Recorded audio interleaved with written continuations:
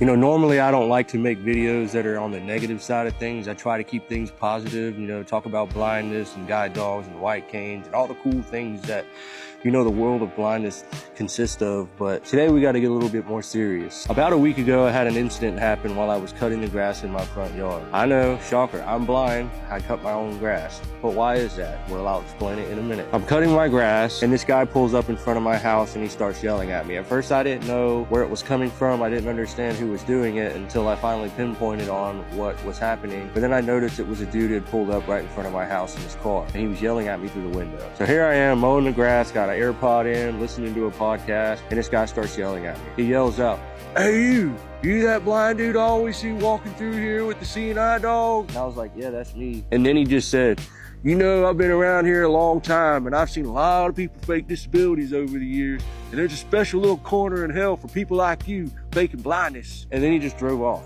You know, immediately I was pretty pissed off. I've been dealing with people discriminating against me, you know, accusing me of faking blindness for quite some time now, so it's nothing new. But it just really upset me that he drove off and didn't even give me a chance to get a word in. But if he had stayed, what I would have said was that blindness is, in fact, a spectrum. It's not all or nothing. It's not black and white. Matter of fact, only a very small number of people who are blind see nothing at all. I happen to be one of the people who have a little bit of sight left. My blindness manifests in the form of tunnel vision. So if you want to imagine what that looks like, just take your hands like this, make 2 small circles, hold them up to your eyes like that, and try to look in front of you. Don't look to your side. Don't look up or down. Just see in front of you. Some people might say, "Oh, you're just visually impaired. You're not blind." That's absolutely not true. If I'm so visually impaired that I need to use a white cane, if I'm so visually impaired I need to use a guide dog, if I'm so visually impaired that I haven't drove in over 7 years, I think I have the right to call myself blind. Not to mention, in order to get a guide dog, you have to be considered blind. So yeah, blindness is a spectrum. As a matter of fact, here's the spectrum right here, right? Imagine this is the spectrum. This small little gap right here, this is the amount of people who see